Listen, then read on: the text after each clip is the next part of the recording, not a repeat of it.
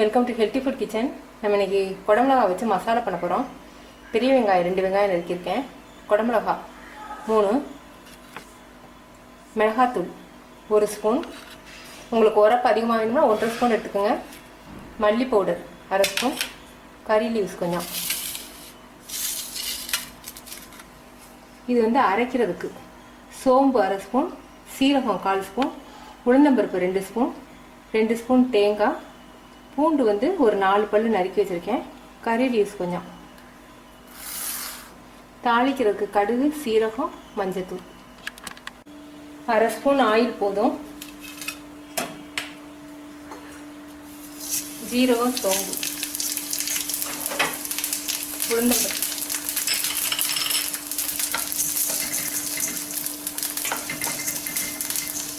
உளுந்தம்பருப்பு நல்லா செவக்கணும், அப்போ தான் டேஸ்ட் இருக்கும்.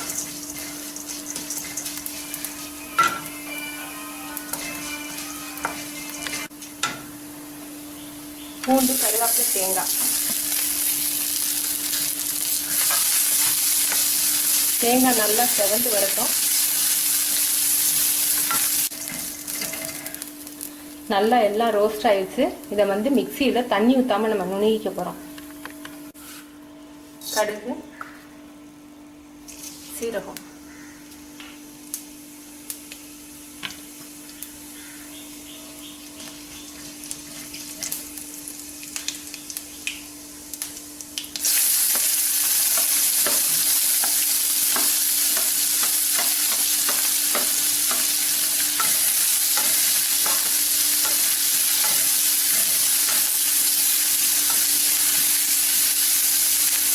கொஞ்சம் வெங்காயம் நல்லா வதங்கிக்கட்டும்.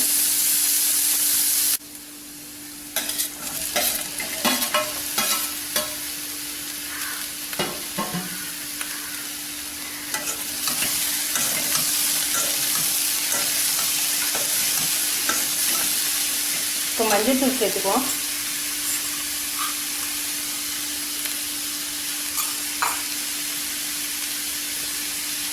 தேவையான அளவுக்கு உப்பு.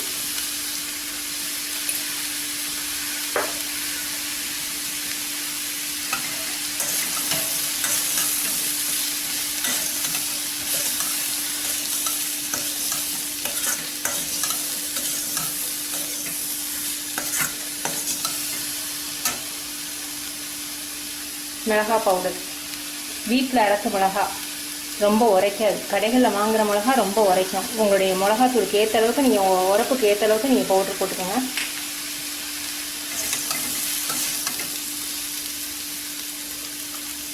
மல்லி பவுடர்,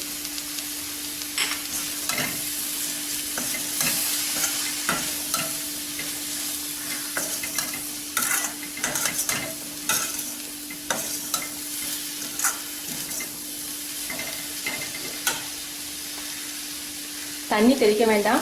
குடமிளகாயிலே நீர் சத்து இருக்குது. அந்த நீர் சத்துலேயே வந்து காய் வதங்கிடும், நல்லா வெந்துடும். கொஞ்ச நேரம் ஒரு 2 நிமிஷம் மூடி வைப்போம். ரொம்ப நேரம் மூடி வச்சிங்கன்னா மூடியில் இருக்கக்கூடிய அந்த நீராவியை ஊற்றி ரொம்ப தண்ணியாக நொச நொசன்னு போயிடும். ஒரு 2 நிமிஷம் மூடி வச்சுட்டு அப்புறம் சிம்மில் வச்சு வேக விடுங்க.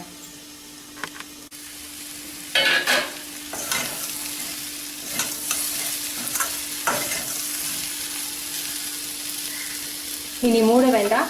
மூடினீங்கன்னா தண்ணி ஊற்றி உள்ளே நொச நொசன்னு போயிடும். அதனால் 2 நிமிஷம் சிம்லேயே வச்சு வேக விடுங்க. சூரில் பிடிச்சிடாமல் அப்பப்போ கிண்டிக்கோங்க.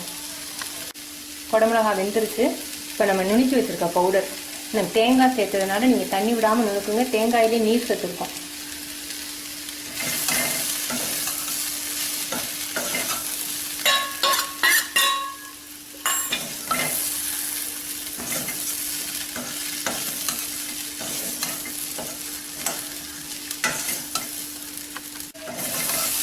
மசாலா ரெடி ஆகிடுச்சு. இது சப்பாத்திக்கு நல்லாயிருக்கும், தயிர் சாதத்துக்கு நல்லாயிருக்கும், பிள்ளைங்களுக்கு ஸ்கூலுக்கு கொடுத்துட ரொம்ப நல்லாயிருக்கும்.